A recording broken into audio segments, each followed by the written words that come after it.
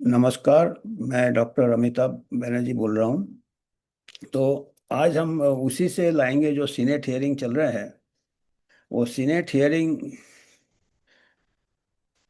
में बड़े बड़े विटनेसेस को बुलाए जा रहे हैं। तो आज के हम एक छोटा सा क्लिप बताएंगे, और ये जो क्लिप्स आ रहे हैं सीनेट हियरिंग के पोर्शंस हमारे economic times main stream channel, ये बड़ा इनकरेजिंग है कि हमारे मेन स्ट्रीम चैनल कवर कर रहे हैं इंक्वायरी को। हमारे देश में अगर नहीं हो रहा है पर कवर हो रहा है तो ये भी जानकारी हो रहा है। और ये अंग्रेजी में है तो हम सोचते हैं कि हमारे बाकी ज़्यादा लोगों को मालूम होना चाहिए, इसलिए हम थोड़ा हिंदी में इंट्रोड्यूस करते हैं और थोड़ा सा क्लिप बताते हैं, ओरिजिनल क्लिप देखेंगे। तो आज बड़ा दिल मज़ेदार है क्लिप। तो यूएचओ का यही रहता है कि ज़्यादा से ज़्यादा लोगों को पता चले कि चारों दुनिया में पब्लिक हेल्थ, हमारे जो हेल्थ के बारे में क्या क्या हो रहा है। अभी एमआरएनए के ऊपर ये है। ये विटनेस का जो इंटरव्यू ले रहे हैं, ये क्वेश्चन कर रहे हैं। सीनेटर रॉन जॉनसन वो चेयरपर्सन है कोविड वैक्सीन या कोविड इंक्वायरी का जो चल रहा है सीनेट हियरिंग्स। अच्छा है, एक देश में बहुत अच्छे से चल रहा है। तो आज ये इस क्लिप में ये कुछ 15 दिन पहले का है। डॉक्टर जूली ब्रेलर है कोई, जो कि बहुत बड़ी एक्सपर्ट है, वैक्सीन एक्सपर्ट है, कैंसर एक्सपर्ट है। वो fellow of the college of physicians है अमेरिका का, fellow of clinic oncology cancer society का फेलो है। प्रोफेसर है ऑन्कोलॉजी का, कैंसर का प्रोफेसर है। कैंसर रिसर्च सेंटर से अवार्ड मिला है उनको। ग्लोबल हेल्थ की भी प्रोफेसर है। इतना बड़ा एक्सपर्ट है। प्रोफेसर एमेरिटस है वॉशिंगटन यूनिवर्सिटी में। ये है, ये विटनेस है, इनसे सवाल पूछे जा रहे हैं। एक्सपर्ट है गवर्नमेंट की तरफ से, ये जो बिग मेन स्ट्रीम की तरफ से। तो ये एक तरफ ये है, थोड़ा बताना जरूरी है बैकग्राउंड, तभी आप पूरा लुत्फ ले पाएंगे कि। दूसरे तरफ रॉन जॉनसन का बैकग्राउंड क्या है। ये एक अपने ये 15-16 साल से ये अपने आप को सपोर्ट किए हैं, बहुत गरीब होंगे जिस हिसाब से बैकग्राउंड है। ये पहले न्यूज़पेपर बॉय थे जो पेपर बांटते हैं। उसके बाद गोल्फ के कैडी थे, जो बड़े लोग गोल्फ खेलते हैं और वो बॉल उठाते हैं या बैग। फिर डिश वॉशर थे, रेस्टोरेंट में बर्तन धोते थे, फिर नाइट ड्यूटी करते थे। ऐसे बैकग्राउंड से आए हैं। बाद में एजुकेशन किया अपने खुद को सपोर्ट करके, बिजनेस में गए, प्लास्टिक के सीईओ थे। अभी बहुत बड़े ये सीनेटर हैं अमेरिका में, रिपब्लिकन के हैं, और काफ़ी सीनियर है, काफ़ी रेस्पेक्टेड है। तो इनका बैकग्राउंड मेडिकल बैकग्राउंड नहीं है। आगे जो है जितने टाइप के क्वालिफिकेशन है। तो ये जब सवाल पूछ रहे हैं, सिंपल सिंपल सवाल पूछ रहे हैं एमआरएनए वैक्सीन के ऊपर। पहला सवाल पूछा कि एमआरएनए वैक्सीन ये नेचुरल एमआरएनए है क्या, वैक्सीन में एमआरएनए देते हैं कोविड वैक्सीन, ये नया टेक्नोलॉजी किया, इसके ऊपर नोबेल प्राइज भी मिल गया। तो ये एक्सपर्ट से पूछ रहे हैं डॉक्टर जूली से कि ये एमआरएनए क्या नेचुरल एमआरएनए है या मॉडिफाइड है। क्योंकि नेचुरल होगा तो नुकसान कम होगा, बॉडी उसको ये कर देगा, ज़्यादा डिग्रेड कर देगा। और अगर नेचुरल नहीं है, सिंथेटिक है या कुछ, तो उसको मालूम नहीं है। वो ब्लैंक रहती है, बोलती आई डोंट नो, या ऐसा ठीक से जवाब बताइए, मतलब जो कि एक्सपर्ट है। और एमआरएनए में वो, तो उसके बाद फिर पूछा कि भाई ये एमआरएनए के दुष्प्रभाव कैसे होते हैं, एक जगह रहता है फैलते हैं, वो भी ठीक से नहीं बता पा रही है। It is suppose to stay, फिर बॉडी ऐसे करता है ऐसे। हमको ऐसा लग रहा था कि जैसे हमें तो प्रोफेसर रहा कई साल, कई बार वाइवा में स्टूडेंट पढ़ के नहीं आता है, घुमा फिरा के आंसर देता है। एक वो होता है। दूसरा होता है कई बार क्रिकेट में नाइट वॉचमैन आते हैं, टेस्ट मैच में होते थे, जो भाई विकेट नहीं गिरना चाहिए, तुम बॉल को ब्लॉक कर लो, तो वो बॉल को सीधा विकेट में नहीं जाने देता, कोई स्ट्रोक खेलता नहीं। तो ऐसे या तो नाइट वॉचमैन का काम कर रही है या कोई स्टूडेंट। माने गवर्नमेंट का जो एटीट्यूड रहता है, या मेन स्ट्रीम का भी, गवर्नमेंट क्या प्राइवेट, गवर्नमेंट सब बराबर हो गए जहाँ पे हितों का टकराव है।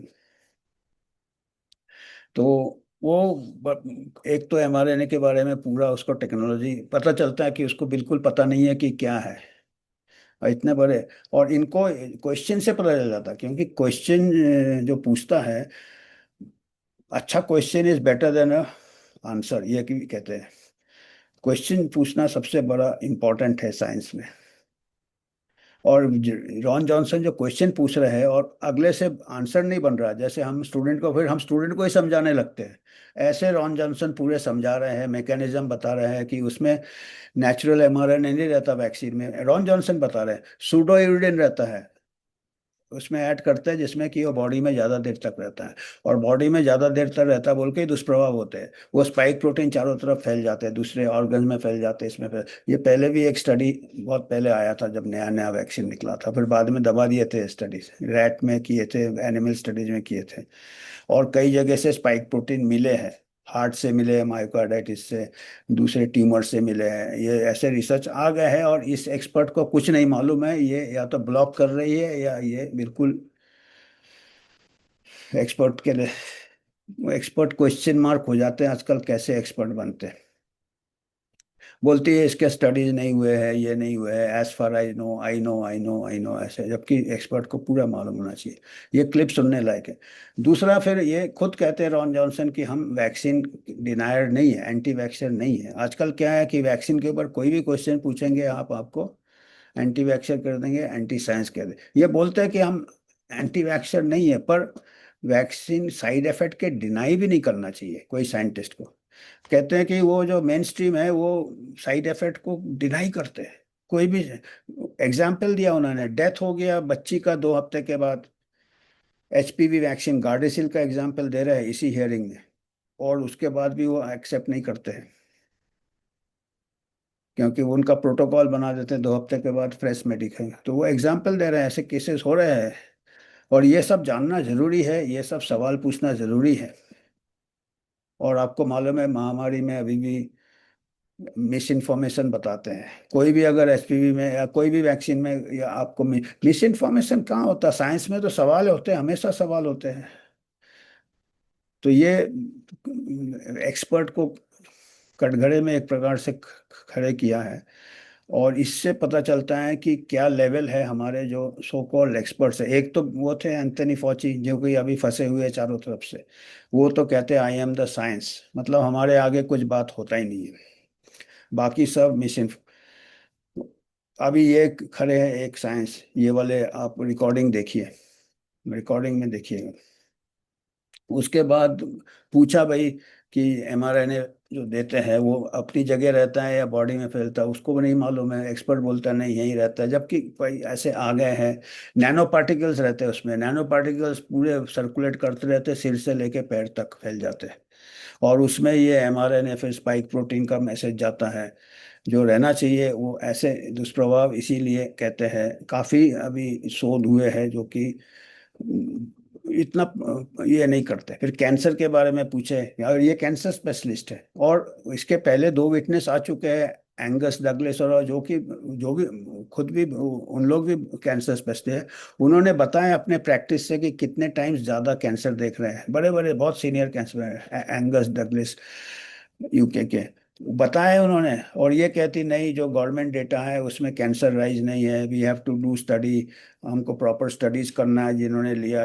ये फिर बोले स्टडीज तो ऐसा ही है, स्टडीज आपको मालूम है कैसे हो रहे हैं आजकल।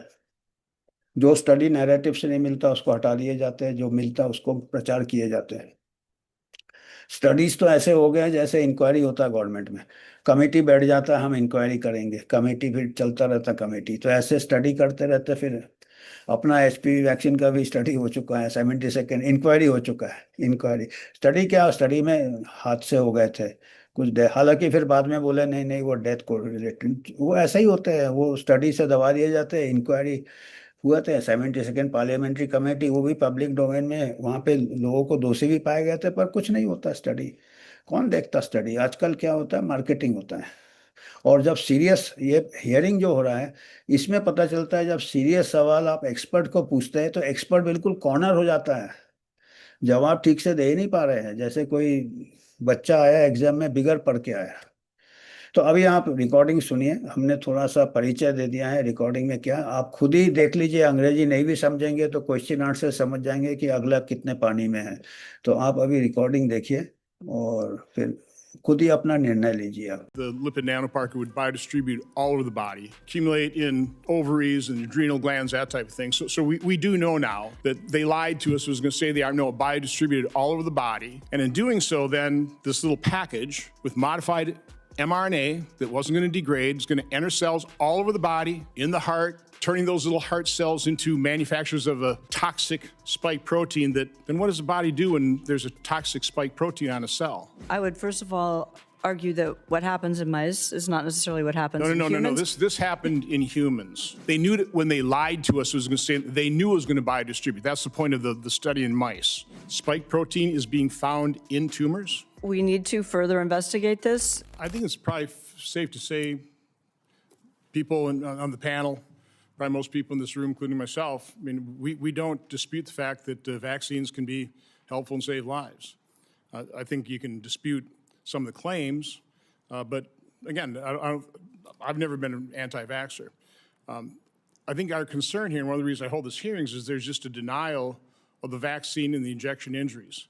I'll just, again, you had cervical cancer. We had it at our Voice the Vaccine Injured. A mother, Emily Tarso, whose daughter, 20-year-old daughter, died 18 days after she received her third shot of Gardasil, the HPV vaccine. After 8 years of litigation, this is how difficult it is to actually claim compensation through the government fund. Quote, HHS conceded by preponderance of the evidence, including challenge, re-challenge, that her daughter died from her HPV vaccination. They had no alternative explanation for her death. So again, I'm not a vaccine denier. We're battling vaccine injury deniers. That's part of our problem. But Dr. Graylow, you mentioned that mRNA degrades very rapidly in the body. Is it your understanding and belief that the mRNA in the COVID injections is that type of mRNA? That is my understanding. So you don't realize that that's not true mRNA, it's modified. It's modified pseudouridine, is that so it doesn't degrade. You're obviously then unaware of some of the studies that show that the spike is and the mRNA is circulating in the body up to 2 years. We haven't studied it longer than that, but it's stayed in this body that long, attaching to the cells. As long as I'm on this track, was it your belief that the injection would stay in the arm? We were told that. It was going to inject in the arm, stay there, create antibodies. The mRNA was going to degrade very quickly, and that's why it was so safe. Was that your understanding and your belief that the injection stays in the arm? I think the effects of the injection are total body. So the immune response, the reaction. No, but I mean the actual. So you're aware the modified mRNA was encapsulated in a lipid nanoparticle, correct? So do you believe that package stayed in the arm as we were told it was going to do? I can't reliably comment on that. So again, you're saying how safe and effective this is, but you don't know how it works.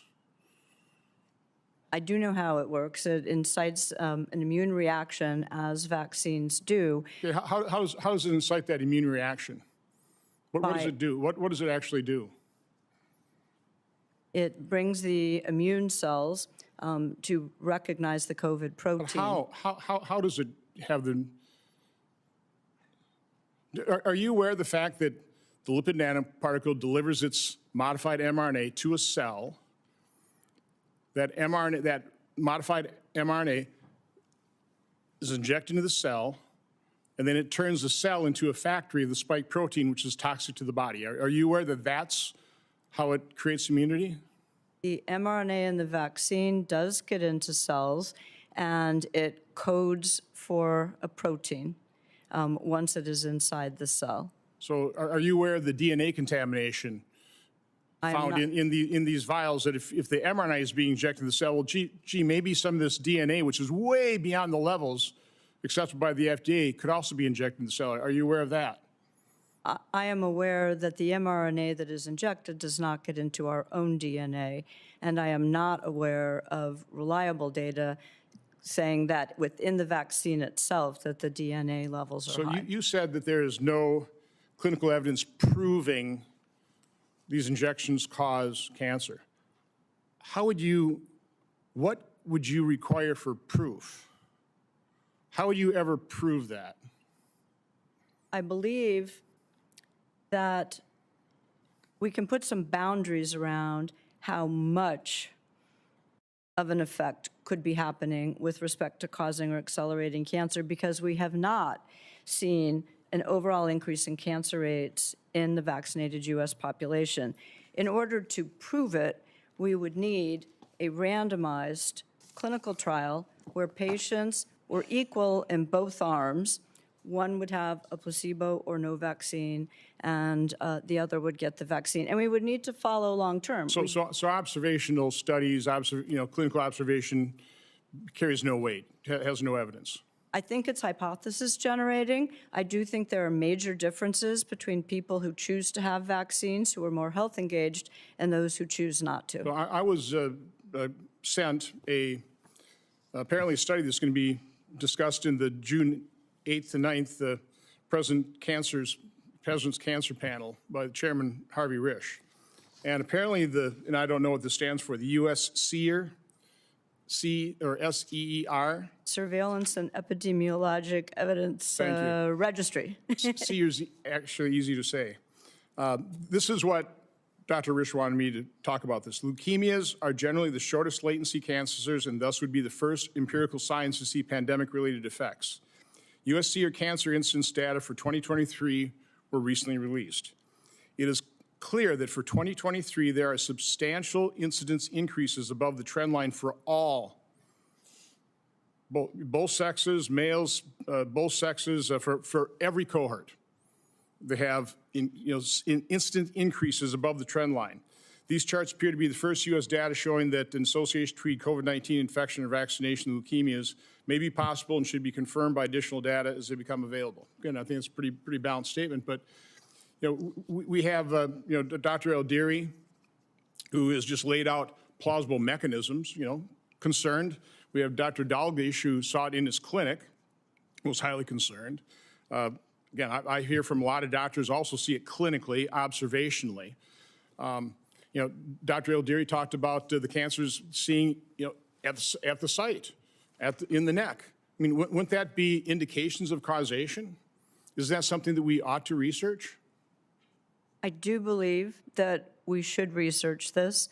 I think just because there may be some biologic plausibility, because we've seen single cases where a cancer is diagnosed immediately after a vaccine or in the region, that doesn't mean it began developing at that exact point in time. So let's distinguish between when it developed and when it was diagnosed. So let me address the other belief where you thought it just stayed in the arm.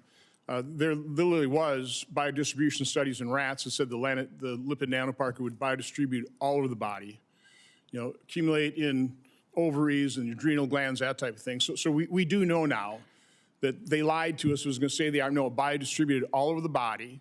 And in doing so, then this little package with modified mRNA that wasn't going to degrade is going to enter cells all over the body, in the heart, turning those little heart cells into manufacturers of a toxic spike protein that, then what does the body do when there's a toxic spike protein on a cell? Well, I would first of all argue that what happens in mice is not necessarily what happens in humans. No. This happened in humans. Okay, they knew it before. They knew it when they lied to us. They knew it was going to biodistribute. That's the point of the study in mice. They knew it, and now we know it because this is disturbing. One final question: Does it concern you, as it concerns my other cancer doctors here, oncologists, that spike protein is being found in tumors? I think we need to further investigate this, explore it, look at how common this is. And I am a scientist. I do believe that we should do the research, and have definitive proof, not single cases or population data where the populations are different. I would say there's no such thing as definitive proof, and we'll get to that later after.